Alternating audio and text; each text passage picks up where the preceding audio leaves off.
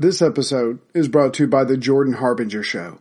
Do you want a new podcast to look forward to each week? One that's got it all, entertainment, information, and stuffed with actionable content? Yeah, you do. Because who wouldn't want to listen in as Jordan dives into the minds of fascinating people, from athletes, authors, and scientists to mobsters and spies. Each week, Jordan uses his interviewing talents to bring you never-before-heard stories and insights to make life more understandable. He has one of the most highly rated self-development shows out there. Listen in, learn, and look forward to each new episode, like I do. And I would like to recommend a few episodes myself. The first one is episode 650, Brian Klaas, The Corruptible Influence of Power, and the other one is episode 585 with Timothy Snyder, 20th Century Lessons on Tyranny. Check them both out. You can't go wrong with adding the Jordan Harbinger Show to your rotation. It's incredibly interesting. There's never a dull show. Search for the Jordan Harbinger Show. That's H-A-R-B as in boy, I-N as in Nancy, G-E-R, on Apple Podcasts, Spotify, or wherever you listen to podcasts. This episode is brought to you by Audible. Audible has over 100,000 titles to choose from, and you can get one for free. Simply go to my website, worldwar2podcast.net, and click on the link. You can sign up for a trial membership, receive a free download, and then either keep or cancel the membership. But either way, as you know, you get to keep the free audiobook. So check it out. They have different plans, different prices, whatever's best for you. But this time I'd like to recommend Freedom from Fear, The American People in Depression and War, 1929 to 1945. I've just gotten it. I haven't listened to it yet, but it pretty much covers everything those Americans at that time had to go through. And I'll just read the excerpt for you. Between 1929 and 1945, two great travails were visited upon the American people, the Great Depression and World War II. This Pulitzer Prize-winning history tells the story of how the Americans endured and eventually prevailed in the face of those unprecedented calamities. The Depression was both a disaster and an opportunity. As David Kennedy vividly demonstrates, the economic crisis of the 1930s was far more than a simple reaction to the alleged excesses of the 1920s.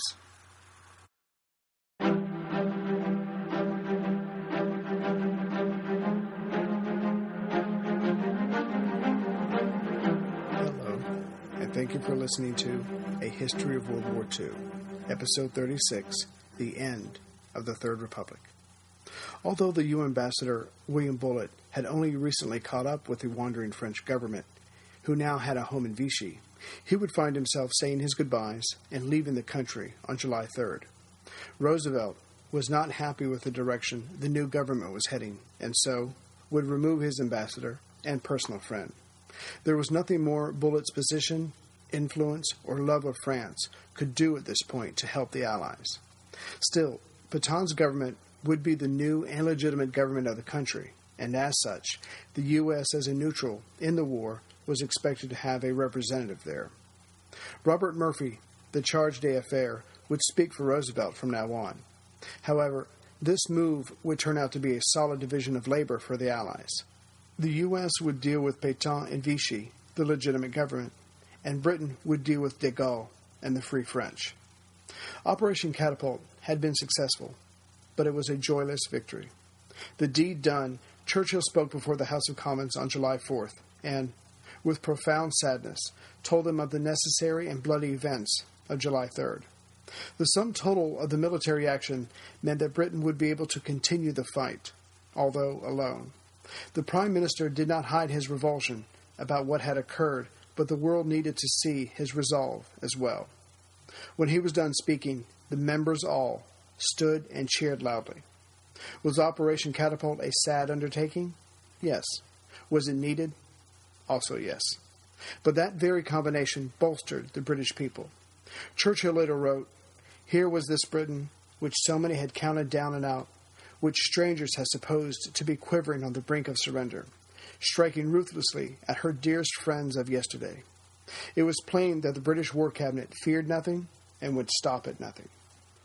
Throughout France, as word spread rapidly of the capture or destruction of the French fleet, the people, government, and military of Germany's latest victim united in their hatred of Great Britain. Like the coming attack on Pearl Harbor, the assault removed any lingering opposition to the government. Petain now had the majority of the French people behind him. Also, a large number of people were willing to support him if he chose to declare war on Great Britain. At 8:30 a.m. on July 4th, Badeau found Laval and Darlan in Petain's office howling for British blood. Admiral Darlan was shocked the British did not believe him when he declared many times that he had ordered that no ship allow itself to be captured. So now he ordered a counter-naval attack. A cruiser squadron had left Oran and was to engage Admiral Somerville's squadron heading back to Gibraltar. Badeau excitedly pointed out that this action meant war with Britain, something France was hardly in the position to undertake. Laval, taking his cue from Petain, said, France was only responding to the attack with an attack of its own. The conversation then turned into a hotly contested debate. But when the cabinet met officially at 10 a.m. that morning, the idea of actually voting on some sort of military action seemed to cool their passions. No military action was officially decided on. But 2 days later, Darlan would cause another stir in the cabinet, as he announced he had asked the Italians to join him on an assault on British-controlled Alexandria to free some of the French fleet. He also wanted to attack the British colony of Sierra Leone and bomb Gibraltar. But again, calmer heads prevailed in striking down the idea of military reprisal, except the attack on Gibraltar. In September, it would be bombed by a few French planes, but caused very little damage. So the July 4th cabinet meeting was able to move beyond plans of retaliation by accepting Badeau's proposal that, in lieu of military action, they would break off diplomatic relations with Great Britain. Petain accepted this. Laval barely agreed, but only because he was within reach of his heart's content, and had to focus on that, the destruction of the French Republic.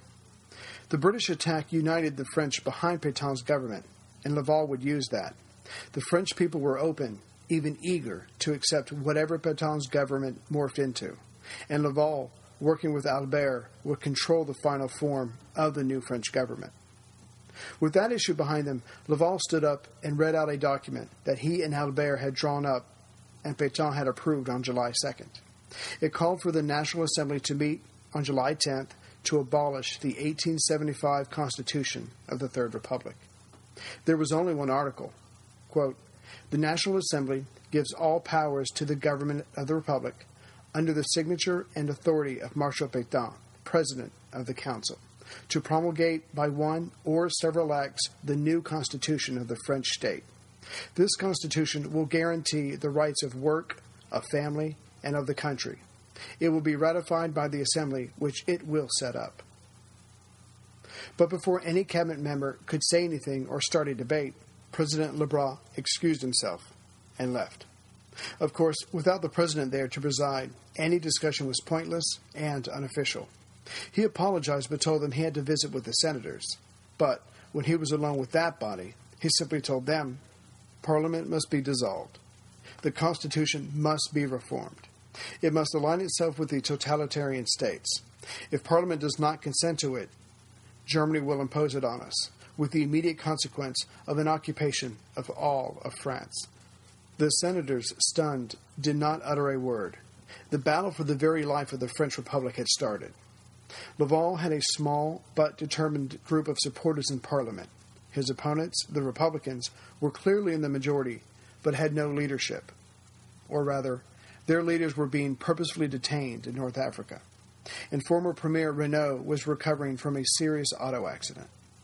As for the presidents of the two chambers, morally strong men with distinguished careers of protecting the Republic, they were shouting to the skies that Petain was the only hope for France. Laval would not get resistance from them. President Lebras did nothing to save himself or his office, so Laval expected no resistance from him. Still, battle had been joined and the clock was now set. Laval had 6 days to convince the 700-odd members of Parliament to commit political suicide and embrace a dictatorship. During those last few days of the Republic, Laval was a force of nature in achieving his revenge against the Republic that had shunned him for the last 4 years. He seemed to be everywhere at once, talking to everyone. But there was resistance, and it started to build on July 5th, when some of the parliamentarians shook off their dazed manner and reacted with instinctive self-preservation. About 25 senators, ready to fight for the Republic, were led by 2 of their own, and they were decorated war veterans. As in battle, they drew up their order of the day, their plan to stop Laval. They were firmly behind Petain's desire to restore the remainder of France, but they thought it should be done within a Republican framework. Honestly, they were hoping to slip in between Petain and Laval, but the latter and his colleague Albert were prepared. The war veterans were currently the only serious challenge before Laval, and he and Petain tried to deal with him subtly by continuously putting off their seeing Petain, and this worked until the evening of July 6th. He tried to charm them one more time before they saw the marshal, but failed. They got their chance to put their grievances before the new leader. Coming up empty there, Laval moved on to the deputies of the chamber, but they were ready to resist Laval as well. Their argument was, the Republic did not lose the war, men did. Don't blame the Republican government. But Laval was just waiting for this salvo. His plan was the tried and true method of saying, my evil is not only necessary, but it is nothing compared to the bigger evil over there. The other evil was General Vega. Laval let out that Vega planned on using his troops to set up his own dictatorship. So whom would they rather have in power, Petain or Vega? Laval circulated a quote of Vega's about his plan. Whether it is true or not is irrelevant. Besides, he would argue for the next few days, hadn't they witnessed, like everyone else, the republics battling the National Socialist state? And who had won? Who was clearly the stronger? Who should be emulated? Then Laval hit upon the idea that when anyone gave a decent speech against him, he replied with a seemingly transparent but somehow successful argument that the time for speeches was over. It was time for action. Of course, that didn't apply when he was speaking. Quote, you made a beautiful speech, but do you think we still have time to listen to speeches? You're wrong. We're finished with speeches. We have to rebuild France. But the resistance was there. So he switched the focus of his argument by attacking Britain. And how could anyone fight against that? It was his time, and he rode the wave of anti-British feeling, fear of the Germans, and hope for Petain. His combined strategy started paying off. He found himself with unexpected support from the right and the left.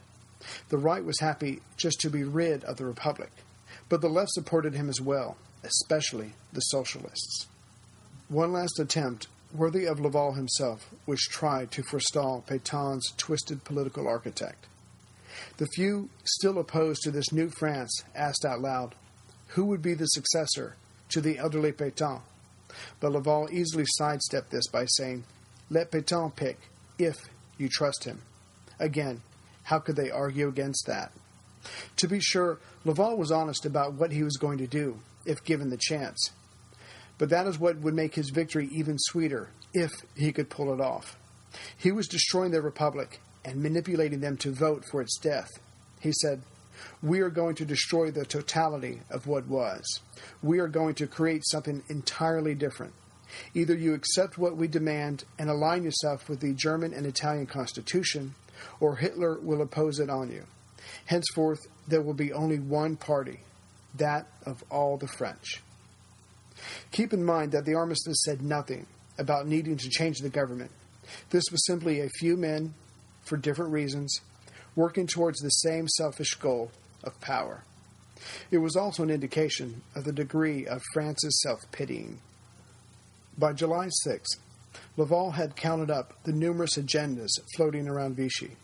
He quickly figured out he should not try to argue, push, or try to address all of those views at the same time. First, he would deal with getting rid of the parliamentary republic, then deal with who would come after Petain. And that was far more important to him than he let on.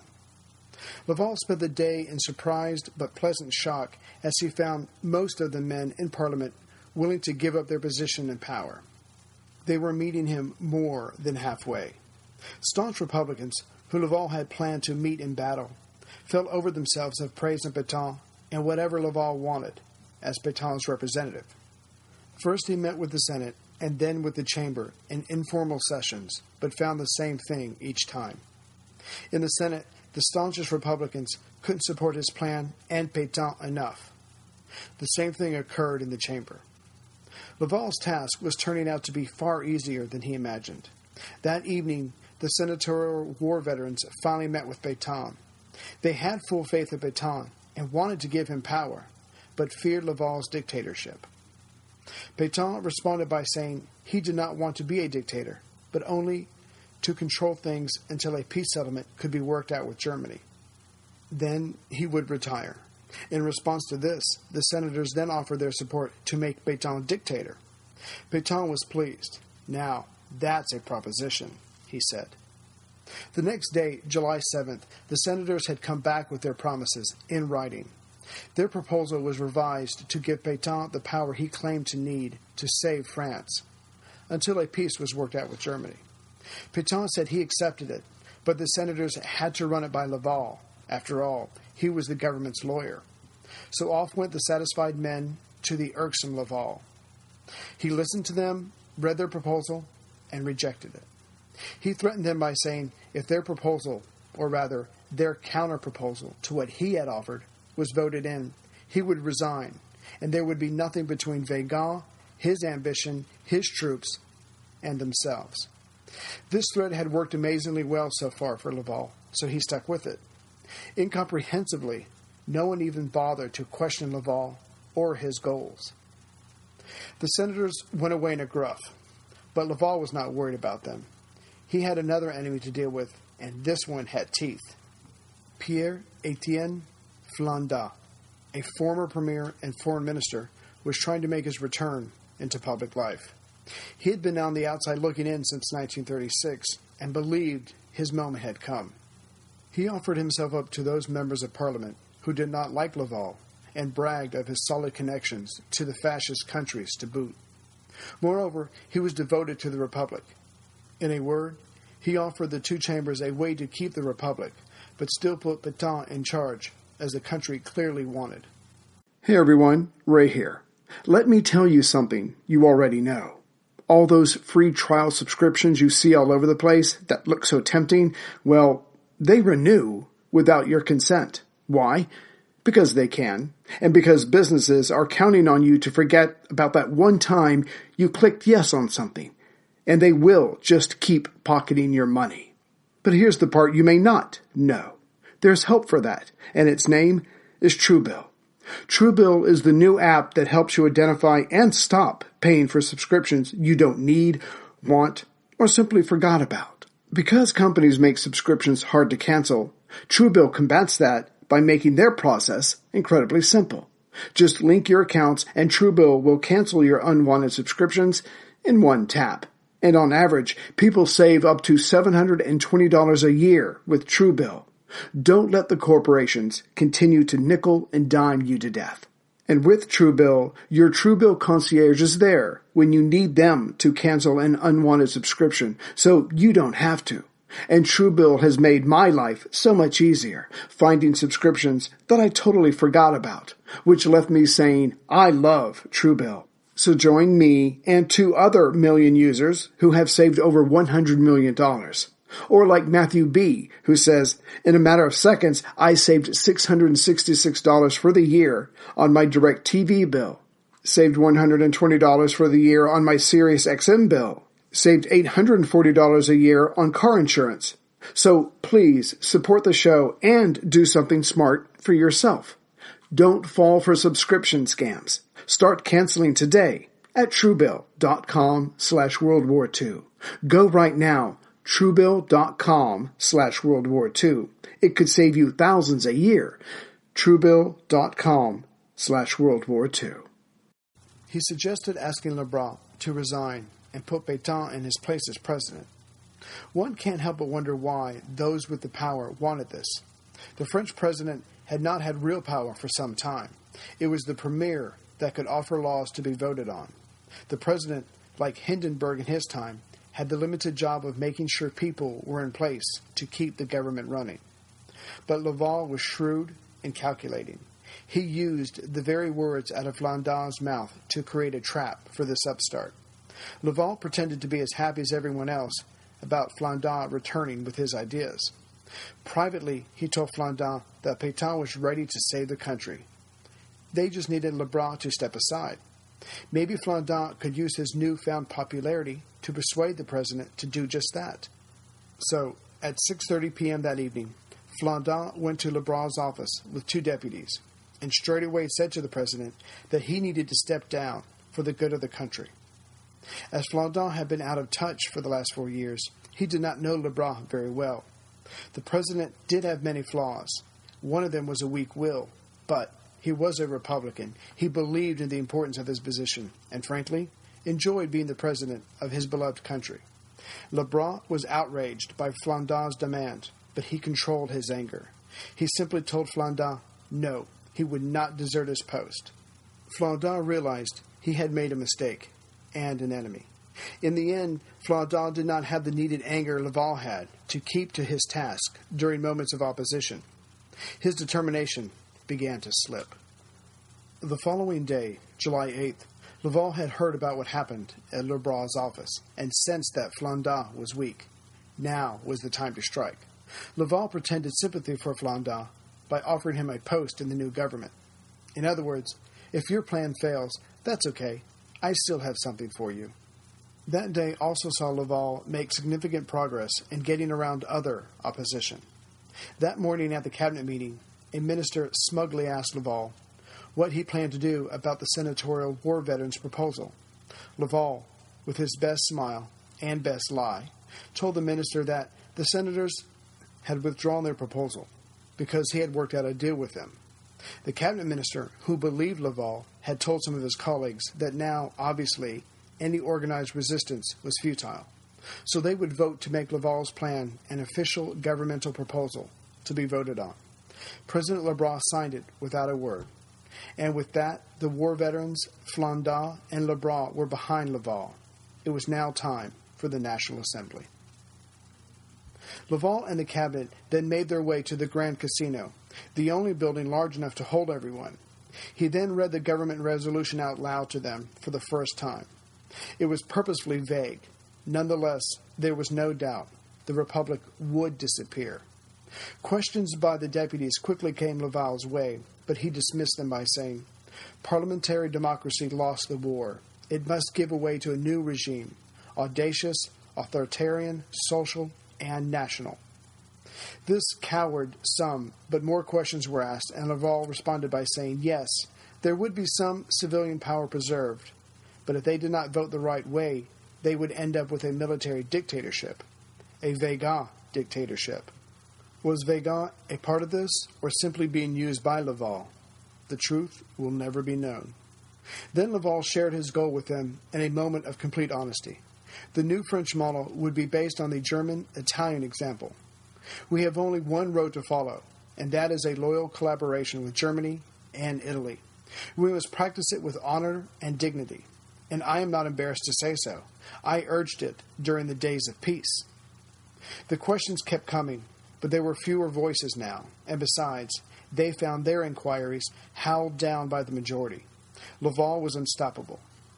At 9 p.m. that evening on the 8th, the last cabinet meeting presided over by President Lebrun took place.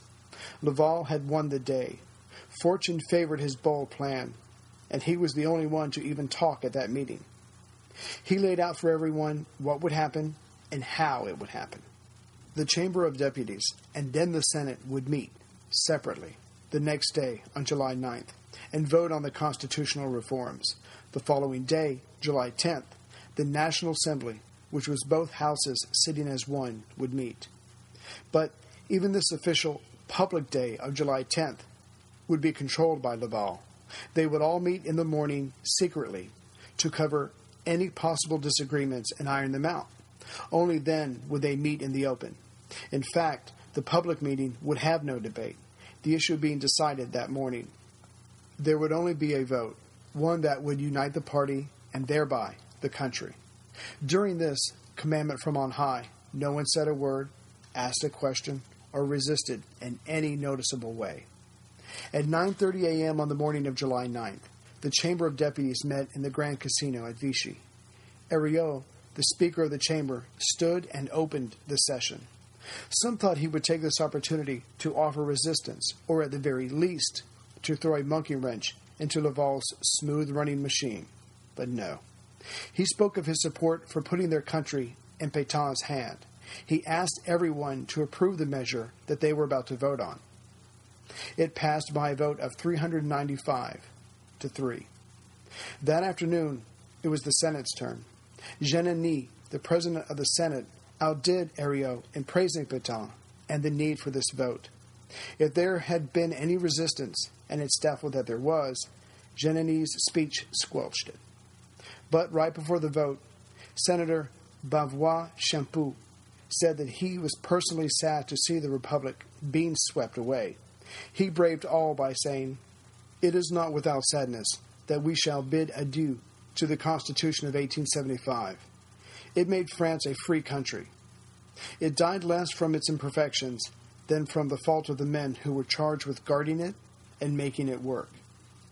They then voted 229 to 1 to pass Laval's resolution.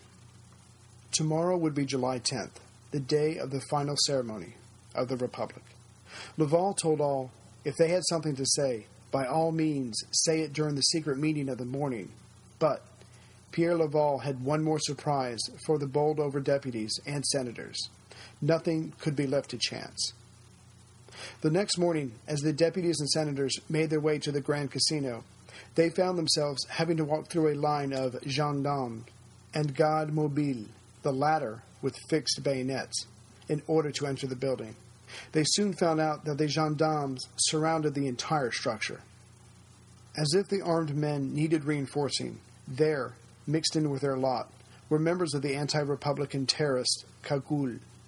Many had been released from prison a few months ago and were invited to attend, outside the main room, of course. Soon Laval entered the chamber consumed with confidence. He foresaw little opposition. Perhaps Flandin had worked up some more nerve, or the tricked senatorial war veterans would stage a last-minute defiant act. But Laval was not overly concerned. This potential opposition did want Petain in power. They just didn't want to lose the Republic. That small difference, to Laval anyway at least, would be overcome. The proceedings got underway, and soon a Senator Thorenin spoke up on behalf of the uncowed war veterans who did not want to lose the Republic. But Laval was ready. He stated he was only doing what Petain had asked him to do.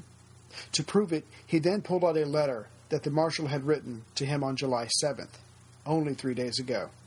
It read, "The constitutional project of the government over which I preside will come before the Assemblies July 9th and 10th.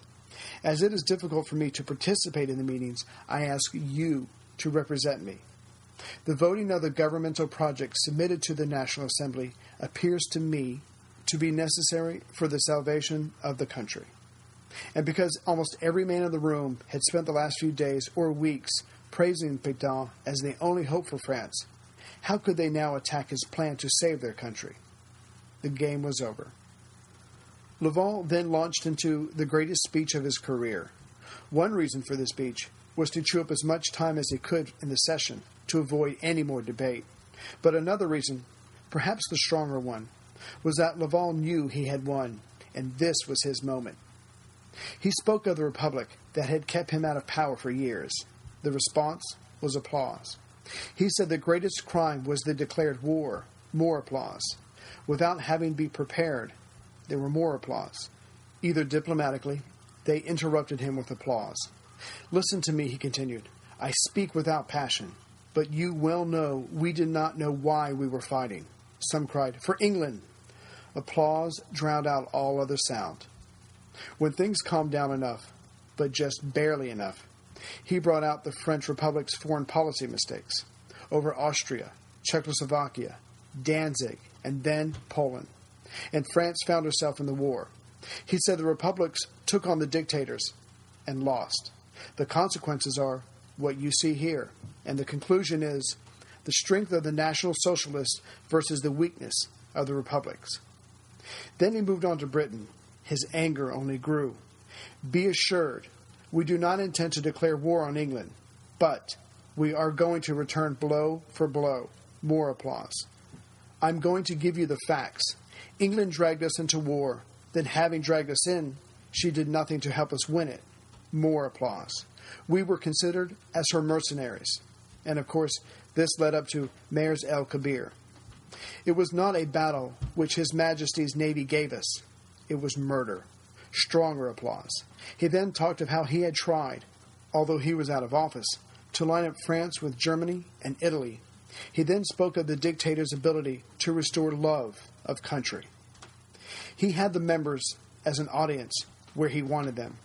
It was now time to assure each individual of his own place in France's future. He gave them peace of mind by confirming that the assemblies would exist until the new assemblies were created. But this was a lie. Laval sat down to thunderous applause. And it's easy enough to say thunderous applause, but the overwhelming, overpowering sound of acceptance is one of the sweetest pieces of music to the ear. However, there was a little time left, and Flandin stood up. Some still pinned their hopes on him, but Flandin was not the man of destiny. Much like President Lebrun, he could not charge into the fray, take punishing blows, and keep charging forward. Such was not his character. Instead, Flandin spoke of the greatness of Petain, challenged Laval on one minor point in his speech, but then urged everyone to support the governmental proposal. Laval did not even try to hide his joy of complete victory and revenge. Then cries of, "Close the debate," rang out. But before letting them go, Laval reminded them that besides all the reasons he had given for the change in the French government, the main reason was that by emulating Germany and Italy, the French were hopeful that this national change would aid them greatly when peace talks were held. Of course, Hitler had no intention of concluding anything past an armistice, but certainly France could be forgiven for thinking so. So at noon of that day, July 10th, the assembly adjourned until 2 p.m. They all went to lunch in one of the many beautiful restaurants in the city. This bringing low of a French Republic had been far easier than Laval initially thought it would be. There was no bloodshed, but there would be a little violence. Mostly, it was just fear and guile. At 2 p.m., the National Assembly reconvened for the public session. Genini, the President of the Senate, read out the government resolution.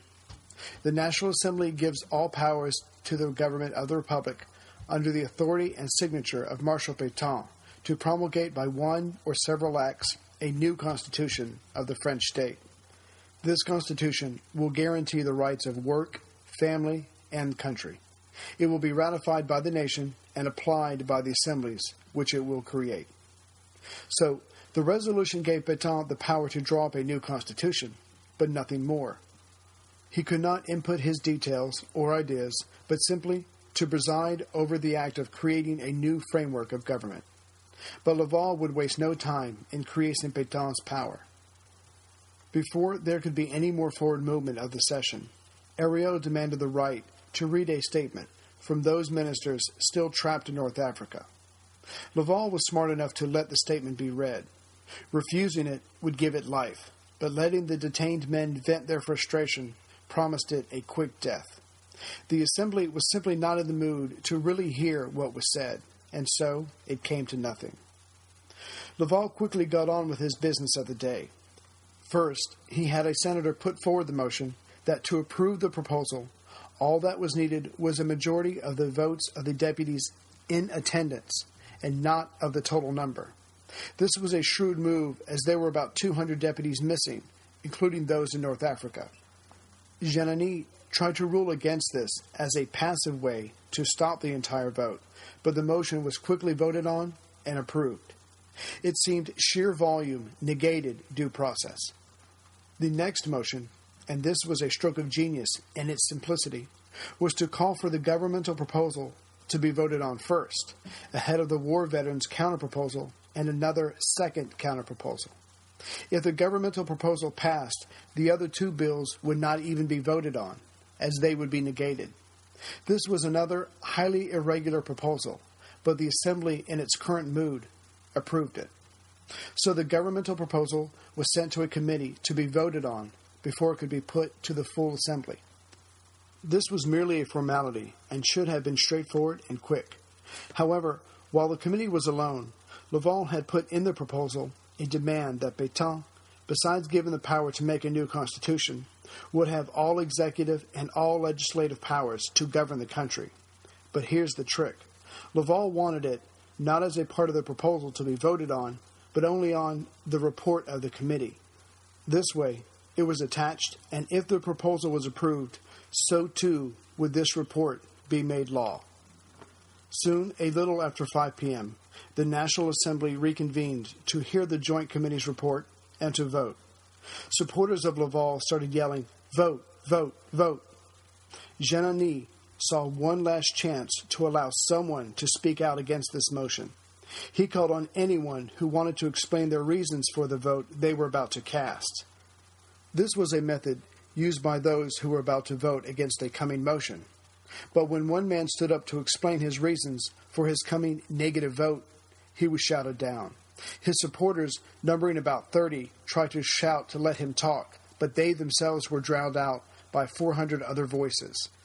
So the deputy, who wanted to speak, tried to walk to the rostrum, amid the tumult, to read his counterproposal. But several of Laval's men physically stopped him and then assaulted him. For Genani, all this was too much. It had to be stopped somehow, and there was only one way. He refused to recognize the deputy trying to speak at the rostrum and called for the vote. The outcome was foretold. 569 for, with 80 against, and 17 declared abstentions. One of the socialist deputies detained in Algiers later said when he heard the news, "I didn't know there were so many cowards and traitors in my party." As the men filed out of the Grand Casino, one conservative senator, who had voted no, cried, "Vive la République, just the same." There was no response. The French Third Republic had been proclaimed on September 4th, 1870, after France was defeated by Prussia. It died quickly and relatively quietly on July 10th, 1940, by suicide. Those who voted to end the Republic and survive the war were never allowed again to enter public life. Now that everything was set, Petain was ready to move forward. The very next day, he had Laval and Albert draw up his first 3 constitutional acts. Bedeau and Véga were completely in the dark. The decree started out, prophetically, with the use of the plural form. That was the right of absolute monarchs. We, Philippe Petain, Marshal of France, assumed the functions of the chief of the French state. He then decreed the end of the Republican Constitution, the assumption of all executive and legislative power, and unto himself the authority to make the laws and guarantee their execution. The 3rd article rid him of the Senate and Chamber until he would call it back into session, of which he never did. The next day, July 12th, Act 4 was handed down. It named Pierre Laval as Petain's successor.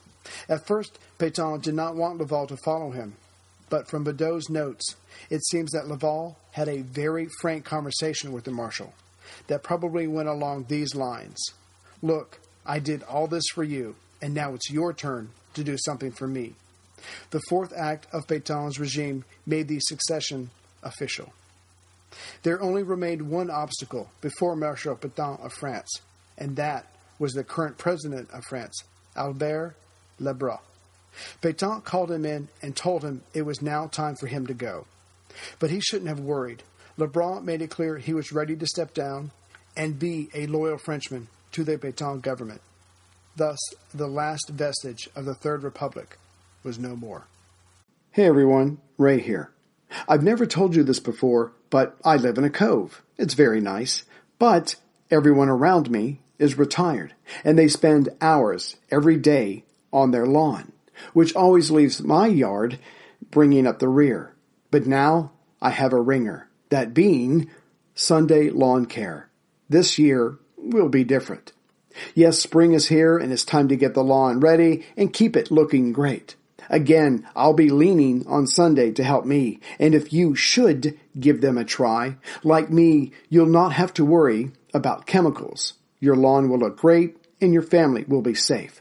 Because Sunday can help you grow a beautiful lawn without the guesswork or the nasty chemicals. Here's how it works.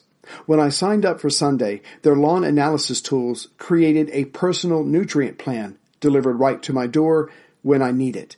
They send the packages, I attach them to my garden hose, and spray. I'm done in less than 15 minutes. No more hard work. Instead, I'm working smarter. And you can too. And Sunday is offering our listeners 20% off.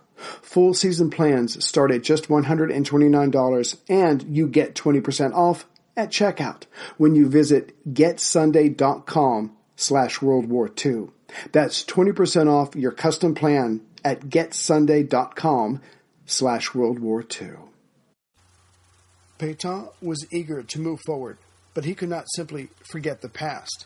So to remove any chance of the Republican past catching up to him, on July 29th, the Petain government, now in its new form, had Mandel, Daladier, Renault, Blum, and many others arrested.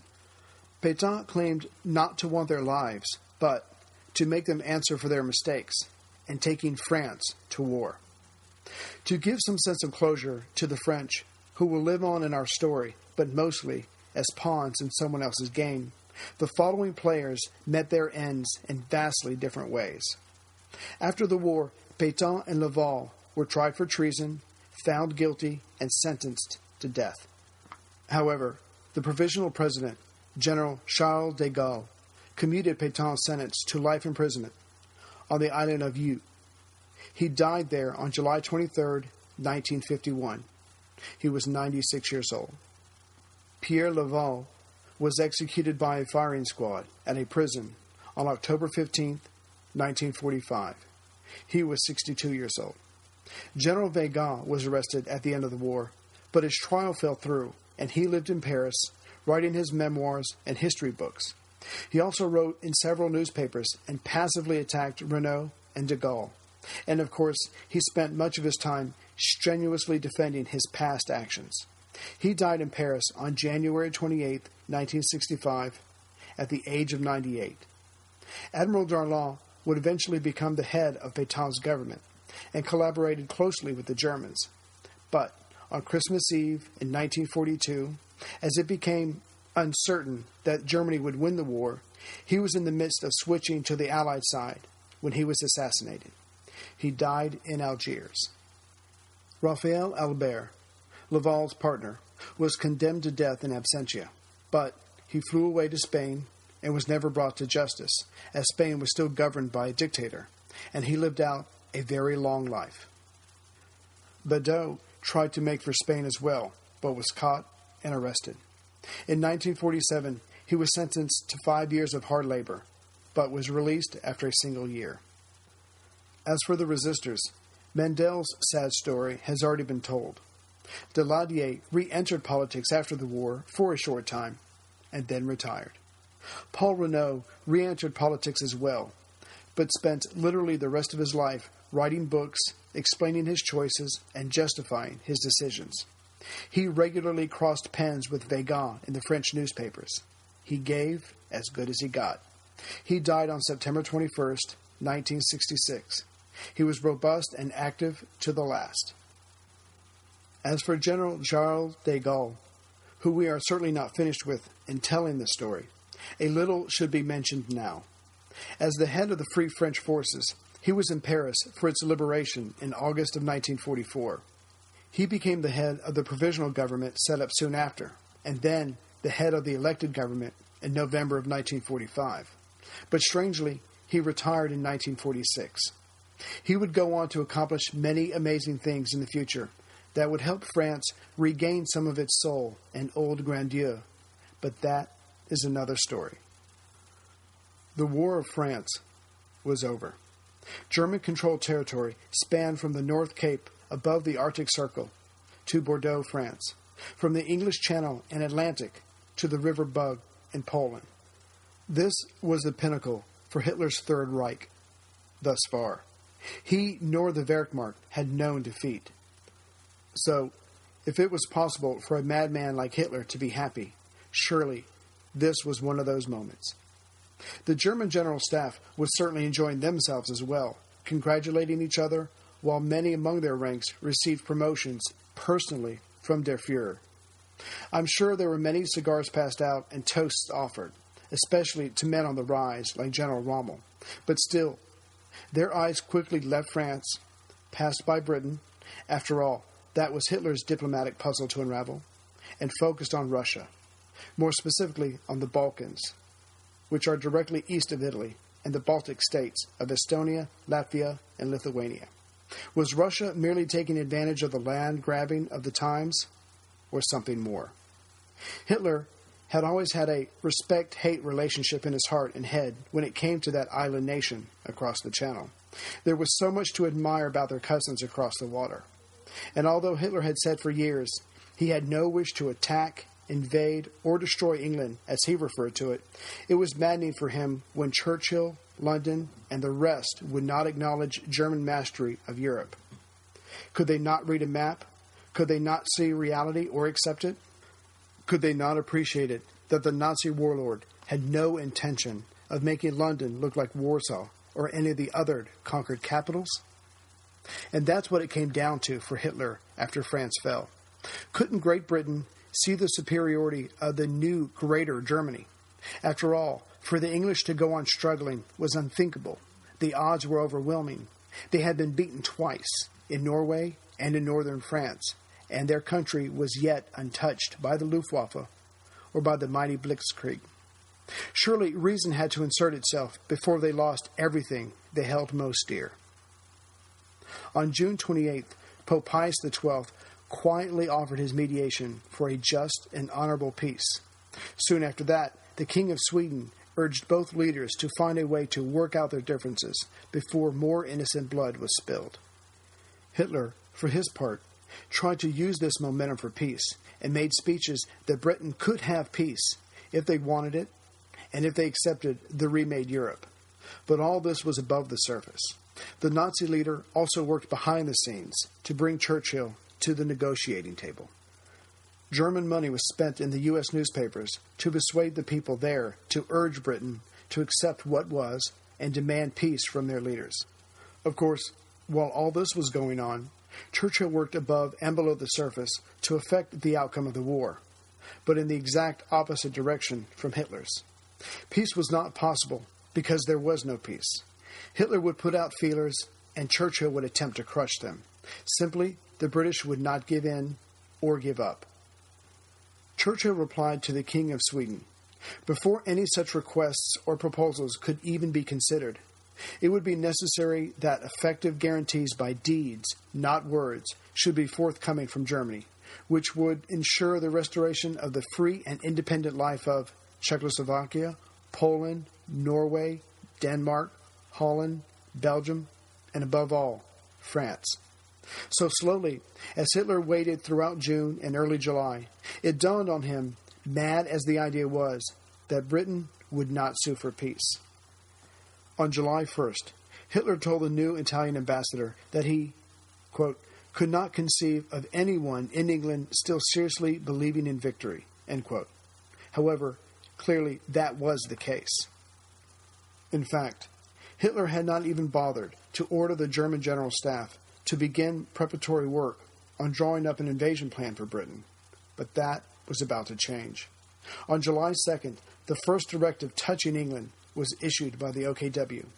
It read, "The Fuhrer and Supreme Commander has decided that a landing in England is possible, providing that air superiority can be attained and certain other necessary conditions fulfilled. The date of commencement is still undecided. All preparations to begin immediately." However, the last paragraph read, "All preparations must be undertaken on the basis that the invasion is still only a plan and has not yet been decided upon." Hitler wanted the British at the peace table, not his planes over their cities. His eyes were also turning to the east. Next time, honestly, I'm not sure what we'll cover. It's either I'm jumping into the Battle of Britain, or a multi-episode biography of Hitler as I've promised. I've been working on both storylines at the same time, so I'm not sure. If, however, you feel strongly about one or the other, drop me an email at ray42harris@yahoo.com and let me know what you think. If the votes come in heavy one way, I'll go that route, and if not, I don't know, maybe I'll flip a coin. But I know I'm not ready to switch back to Asia yet. Besides, Laszlo Montgomery is doing such a good job of it for me. And I'm still looking for good reference material that covers minute detail of China and Japan and everything else that's going on, that's not priced beyond my means. So anyways, shoot me an email about the next episode if you're so inclined. Greetings from Central Virginia. Just wanted to thank everybody for listening and add on a couple of notes that I had to edit out because the podcast was already long in the first place. I just want to let you know that Paul Renault was at the opening chamber on July 9th. He was in a terrible car accident. In fact, his head was still wrapped in bandages. And in the accident, his mistress, Madame de Portes, had died, which, of course, pleased his wife very much. She was the only happy person in Vichy at the time. And it's very weird that Paul Renault died on my birthday, literally on my birthday. So that was kind of weird. I've been reading about him for months, and I respect and despise him at the same time, so that was just like somebody walking across your grave. I wanted to take a moment and thank the people that have donated. I haven't done this in a long time, and I'm never really sure about mentioning names, but I'll just do first names. I want to thank Connor of Ireland, Chris of Bristol in the UK, Stephen in the UK, Todd in the US, Russell in the US, Harvey from Stockholm, Sweden, Mila from Oxfordshire, UK, James in Georgia, the US, and Richard from Australia. So thank you very much. I know everybody's got to take care of their own and stuff like that, but let me explain to you the circle of life in my house. Somebody gets something from Audible or they make a donation. I tell my wife, she's very happy. She lets me spend more time on the podcast. She takes the kids to the movies or whatever. I get out a podcast sooner. It's out there. You listen to it. You're happy. So that's the circle. So again, I just wanted to say thank you for everybody. And Robert Murphy, who will stay in France, had an amazing career after World War II. So he stays in Vichy, and then he stays in the diplomatic corps until 1959 when he retires. But even then, he goes on to advise all the presidents through Nixon. In fact, in 2006, he was on a postage stamp, so his career is only getting started. And again, if anybody out there knows of a good book on when German invaded Poland, the start of the war, that has a lot of detail, let me know. I'm still looking for one. So if you find one or if you hear of anything, let me know. Just send me an email. I would appreciate it very much. And again, everybody, please take care.